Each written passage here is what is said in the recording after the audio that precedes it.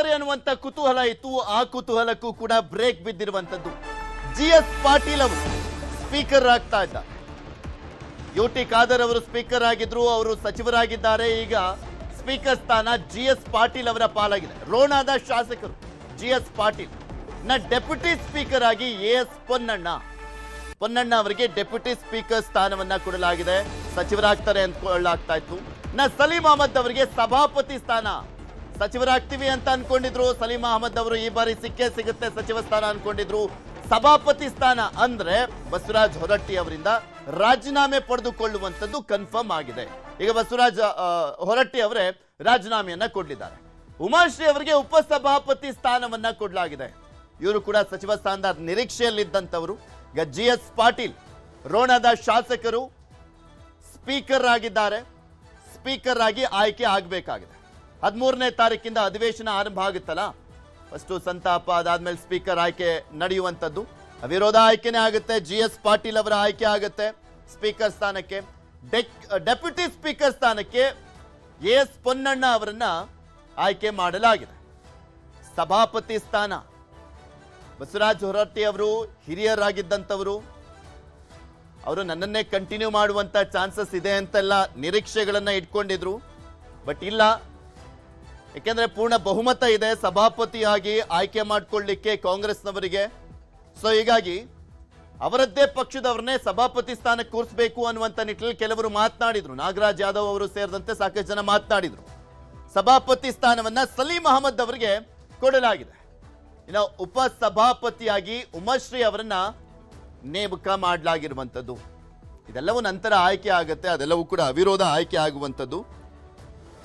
GS Patil ಅವರು actually TB. Jayachandra ಅವ್ರಿಗೇನೋ ಕೊಡ್ತಾರೆ ಅಂತ ಹೇಳಲಾಗ್ತಾ ಇತ್ತು. ಬಸವರಾಜ ರಾಯರೆಡ್ಡಿ ಅವರ ಹೆಸರು ಕೂಡ ಕೇಳಿ ಬರ್ತಾ ಇತ್ತು. ಸಾಕಷ್ಟು ಜನರ ಹೆಸರು ಕೇಳಿ ಬಂತು. ಅದರಲ್ಲಿ ಆರ್.ವಿ. ದೇಶಪಾಂಡೆ ಅವರ ಹೆಸರು ಕೂಡ ಕೇಳಿ ಬಂತು. ಬಟ್ ಫೈನಲಿ ಜಿಎಸ್ ಪಾಟೀಲ್ ಅವರಿಗೆ ಸ್ಪೀಕರ್ ಸ್ಥಾನವನ್ನ ಕೊಡಲಾಗಿದೆ. ಯಾವ ರೀತಿಯಾಗಿ ನಿಭಾಯಿಸ್ತಾರೆ ಅನ್ನುವಂಥದ್ದೇ ಈಗಿರುವಂತ ಕುತೂಹಲ. ಸ್ಪೀಕರ್ ಸ್ಥಾನದಲ್ಲಿ ಕೂತು ಇನ್ನ ಯಾರ್ಯಾರಿಗೆ ಸಚಿವ ಸ್ಥಾನ ಅನ್ನುವಂಥದ್ದನ್ನ ಮತ್ತೊಮ್ಮೆ ನಿಮಗೆ ತೋರಿಸ್ತಾ ಇದ್ವಿ. PM ನರೇಂದ್ರ ಸ್ವಾಮಿ ಅವರು ಮಳವಳ್ಳಿಯ ಶಾಸಕರು, ಪರಿಶಿಷ್ಟ ಜಾತಿ. ಶಿವರಾಜ್ ತಂಗಡಗಿ ಅವರು ಕನಕಗಿರಿಯ ಶಾಸಕರು, ಬೋವಿ ಸಮಾಜದವರು. ರುದ್ರಪ್ಪ ಲಮಾಣಿ ಅವರು ಹಾವೇರಿ ಲಂಬಾಣಿ ಸಮಾಜದವರು. KS ಬಸವಂತಪ್ಪ ಮಾಯಕೊಂಡ SC ಎಡಗೈಗೆ ಸೇರ್ತಾರೆ ಅವರು. ಬಿ ನಾಗೇಂದ್ರ ಅವರು, ಇವರಿಗೆ ಸಚಿವ ಸ್ಥಾನ ಡೌಟ್ ಅಂತೆಲ್ಲ ಹೇಳಲಾಗ್ತಾ ಇತ್ತು. ಸಚಿವ ಸ್ಥಾನದಿಂದ ರಾಜೀನಾಮೆ ಕೊಡಿಸಿಕೊಂಡ ಬಳಿಕನೂ ಕೂಡ ಅವರನ್ನ ಮತ್ತೊಮ್ಮೆ ಸಚಿವರನ್ನಾಗಿ ಮಾಡುವಂತ ನಿಟ್ಟಿನಲ್ಲಿ ಪ್ರಯತ್ನಗಳಾದವು. ಸಿದ್ದರಾಮಯ್ಯನವರು ಕೂಡ ಹೇಳ್ತಾನೆ ಇದ್ರು, ಆದ್ರೆ ಆಗಿರ್ಲಿಲ್ಲ. ಈಗ ಮತ್ತೊಮ್ಮೆ ಅವಕಾಶ ಸಿಕ್ಕಿದೆ. ಜಮೀರ್ ಅಹಮದ್ ಖಾನ್ ಮತ್ತೆ ರಿಜ್ವಾನ್ ಅರ್ಷದ್ ಅವರಿಗೆ ಮುಸ್ಲಿಂ ಕೋಟಾದಡಿಯಲ್ಲಿ ಅವಕಾಶ ಸಿಕ್ಕಿದೆ. ಇದೇ ಆಶ್ಚರ್ಯ ಅಂದ್ರೆ. ಅದರಲ್ಲೂ ಬೆಂಗಳೂರಿನವರು ಇಬ್ರು ಕೂಡ ಈಗ ಆಲ್ರೆಡಿ ಒಂದ್ 5 ಜನ ಬೆಂಗಳೂರಿನವರೇ ಇದ್ದಾರೆ. ರಾಮಲಿಂಗಾರೆಡ್ಡಿ ಅವರು, ಕೃಷ್ಣ ಬೈರೇಗೌಡರು, KJ ಜಾರ್ಜ್ ಅವರು, ಭೈರತಿ ಸುರೇಶ್ ಅವರು. ದೇವನಹಳ್ಳಿ ಅಂದ್ರೆ ಇವರು ಕೂಡ ಸೇರ್ತಾರೆ, ಮುನಿಯಪ್ಪನವರು ಕೂಡ ಸೇರ್ತಾರೆ. ಅದರ ಜೊತೆಗೆ ಜಮೀರ್ ಅಹಮದ್ ಖಾನ್ ಮತ್ತು ಒಂದ್ ಕಡೆ ರಿಜ್ವಾನ್ ಅರ್ಷದ್ ಅವರು ಕೂಡ ಸೇರ್ಕೊಂಡ್ರು. 7 ಜನ ಇಲ್ಲೇ ಆಗೋಯ್ತು. ಇನ್ನ ಚಿಕ್ಕಮಗಳೂರು ಕೋಟ ಮತ್ತು ಒಂದ್ ಕಡೆ ಕುರುಬಾ ಕೋಟ ಗಾಯತ್ರಿ ಶಾಂತೇಗೌಡರಿಗೆ ಸಿಕ್ಕಿದೆ MLC. HC ಬಾಲಕೃಷ್ಣ ಮಾಗಡಿಯ ಶಾಸಕರು. ಇವರು ಬಿಜೆಪಿಯಿಂದ ಮೊದಲ ಬಾರಿಗೆ ಆಯ್ಕೆಯಾಗಿ ನಂತರ JDS ನಲ್ಲೂ ಕೂಡ ಆಯ್ಕೆಯಾಗಿ ಕಾಂಗ್ರೆಸ್ನಿಂದಲೂ ಕೂಡ ಆಯ್ಕೆ ಆಗಿದ್ದಾರೆ. 3 ಪಕ್ಷ ಬದಲಾವಣೆ ಮಾಡಿದ್ರು, ಸಚಿವ ಸ್ಥಾನ ಸಿಕ್ಕಿರಲಿಲ್ಲ. ಆದ್ರೆ ಹಾರ್ಡ್ ಕೋರ್ DK ಶಿವಕುಮಾರ್ ಅವರ ಬೆಂಬಲಿಗರು ಇವರು. ಇವರಿಗೆ ಸ್ಥಾನ ಸಿಕ್ಕಿದೆ. 5 ಬಾರಿ ಶಾಸಕರು HC ಬಾಲಕೃಷ್ಣ ಅವರು ಒಕ್ಕಲಿಗ ಕೋಟಾದಡಿಯಲ್ಲಿ. ಫೈನಲಿ ಅವ್ರಿಗೂ ಕೂಡ ಸಚಿವ ಸ್ಥಾನ ಸಿಕ್ಕಿದೆ. ಲಕ್ಷ್ಮಣ್ ಸವದಿ ಅವರು ಅಥಣಿಯ ಶಾಸಕರು, ಗಾಣಿಗ ಸಮುದಾಯದ ಪ್ರಭಾವಿ ನಾಯಕರು, DCM ಆಗಿದ್ದಂಥವರು. ಅವರಿಗೆ ಕೂಡ ಅವಕಾಶ ಸಿಕ್ಕಿದೆ. ಇನ್ನು 6 OBC ಶಾಸಕರಿಗೆ ಸಚಿವ ಸ್ಥಾನ ಸಿಕ್ಕಿರುವಂತದ್ದು. 6 OBC ಶಾಸಕರೇ ರಜಪೂತ್ ಸಮುದಾಯಕ್ಕೆ ಸೇರ್ತಾರೆ. ಅಜಯ್ ಸಿಂಗ್ ಅವರು, ನಮ್ಮ ಮಂಕಾಳ ವೈದ್ಯ ಅವರು ಮೊಗವೀರ ಸಮುದಾಯಕ್ಕೆ ಸೇರ್ತಾರೆ. ಗಾಯತ್ರಿ ಶಾಂತೇಗೌಡ ಕುರುಬ ಸಮುದಾಯ. ಪುಟ್ರಂಗ ಶೆಟ್ಟಿ ಅವರು ಉಪ್ಪಾರ ಸಮುದಾಯಕ್ಕೆ ಸೇರ್ತಾರೆ. ಸಂತೋಷ್ ಲಾಡ್ ಮರಾಠ ಸಮುದಾಯ.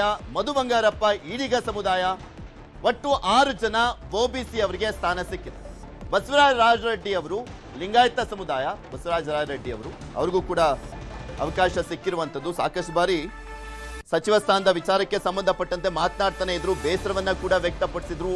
ಆಕ್ರೋಶ ಕೂಡ ಬಹಿರಂಗವಾಗಿ ವ್ಯಕ್ತವಾಗಿತ್ತು. ಅವರಿಗೆ ಮತ್ತೊಮ್ಮೆ ಈಗ ಸ್ಥಾನ ಸಿಕ್ಕಂತಾಗಿದೆ. ಸಿದ್ದರಾಮಯ್ಯನವರ ಗೌರ್ಮೆಂಟ್ನಲ್ಲಿ ಸಿಕ್ಕಿರಲಿಲ್ಲ. ಸಿದ್ದರಾಮಯ್ಯನವರಿಗೆ ಆರ್ಥಿಕ ಸಲಹೆಗಾರರಾಗಿದ್ದಂಥವರು ಬಸವರಾಜ ರಾಯರೆಡ್ಡಿ ಅವರು. ಈಗ ಡಿ ಕೆ ಶಿವಕುಮಾರ್ ಅವರ ಸರ್ಕಾರದಲ್ಲಿ ಅವರಿಗೆ ಸಚಿವ ಸ್ಥಾನವನ್ನ ಕೊಡಿಸಲಾಗಿದೆ. ಈಗ ತೋರಿಸ್ತಾ ಇದೀವಲ್ಲ, ಜೇವರ್ಗಿಯಿಂದ 3 ಬಾರಿ ಶಾಸಕರಾಗಿದ್ದಂಥವ್ರು ಅಜಯ್ ಸಿಂಗ್ ಅವರು. ಧರ್ಮ್ ಸಿಂಗ್ ಅವರು ಕಲ್ಯಾಣ ಕರ್ನಾಟಕ ಭಾಗದ ಪ್ರಭಾವಿ ನಾಯಕರಾಗಿದ್ದಂಥವ್ರು, ಮುಖ್ಯಮಂತ್ರಿಗಳು ಕೂಡ ಆಗಿದ್ದಂಥವ್ರು ಧರ್ಮ ಸಿಂಗ್ ಅವರು.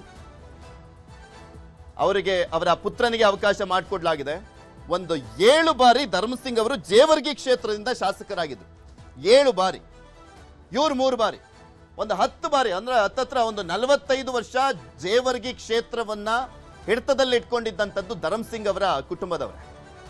KKRDB ಅಧ್ಯಕ್ಷ ಸ್ಥಾನ ಎಲ್ಲ ಕೊಡ್ಲಾಗಿತ್ತು. ನನಗೆ ಸಚಿವ ಸ್ಥಾನ ಬೇಕು ಅಂತಾನೆ ಪಟ್ಟನೆ ಹಿಡಿದಿದ್ರು ಅಜಯ್ ಸಿಂಗ್ ಅವರು. ಯಾಕೆಂದ್ರೆ ಮಲ್ಲಿಕಾರ್ಜುನ್ ಖರ್ಗೆ ಧರ್ಮ್ ಸಿಂಗ್ ಅಂದ್ರೆ ಜೋಡೆತ್ತು ಅಂತಾನೆ ಕರ್ಸ್ಕೊಳ್ತಾರೆ ಕಲ್ಯಾಣ ಕರ್ನಾಟಕ ಭಾಗದಲ್ಲಿ. ಆದ್ರೆ ಮಲ್ಲಿಕಾರ್ಜುನ್ ಖರ್ಗೆ ಅವರ ಪುತ್ರ ಪ್ರಿಯಾಂಕ್ ಖರ್ಗೆ ಅವರು ಮಂತ್ರಿ ಆದ್ರೂ ನನ್ನನ್ನು ಯಾಕೆ ಮಾಡ್ತಾ ಇಲ್ಲ ಅನ್ನುವಂತ ನಿಟ್ಟಿನಲ್ಲೂ ಕೂಡ ಅಸಮಾಧಾನವನ್ನ ತೋರಿಸ್ತಾ ಇದ್ರು ಅಜಯ್ ಸಿಂಗ್ ಅವರು. ಫೈನಲಿ ಅವ್ರಿಗೂ ಕೂಡ ಅವಕಾಶ ಸಿಕ್ಕಿದೆ. ಮೊದಲ ಬಾರಿಗೆ ಸಚಿವರಾಗ್ತಾ ಇದ್ದಾರೆ ಅಜಯ್ ಸಿಂಗ್ ಅವರು. ಚಲುವರಾಯ ಸ್ವಾಮಿ ಅವರು, ಅವ್ರಿಗೂ ಕೂಡ ಅವಕಾಶವನ್ನ ಮಾಡಿಕೊಡ್ಲಾಗಿದೆ. ಮಂಡ್ಯಕ್ಕಂತೂ ಒಂದು ಕೊಡ್ಲೇಬೇಕಾಗಿತ್ತು. ಚಲುವರಾಯ ಸ್ವಾಮಿಗೂ ಕೂಡ ಕೊಡ್ಲಾಗಿದೆ, ನರೇಂದ್ರ ಸ್ವಾಮಿ ಅವ್ರಿಗೂ ಕೂಡ ಕೊಡ್ಲಾಗಿದೆ. ಅಂದ್ರೆ 2 ಸ್ಥಾನ ಕೊಟ್ಟಂತಾಗಿದೆ. ಪರಿಶಿಷ್ಟ ಜಾತಿಯ ಕೋಟಾದಡಿಯಲ್ಲಿ ನರೇಂದ್ರ ಸ್ವಾಮಿ ಅವರಿಗೆ ಸಿಕ್ಕಿದ್ರೆ, ಒಕ್ಕಲಿಗ ಕೋಟಾದಲ್ಲಿ ಚಲುವರಾಯ ಸ್ವಾಮಿ ಅವ್ರಿಗೆ ಸಿಕ್ಕಿದೆ.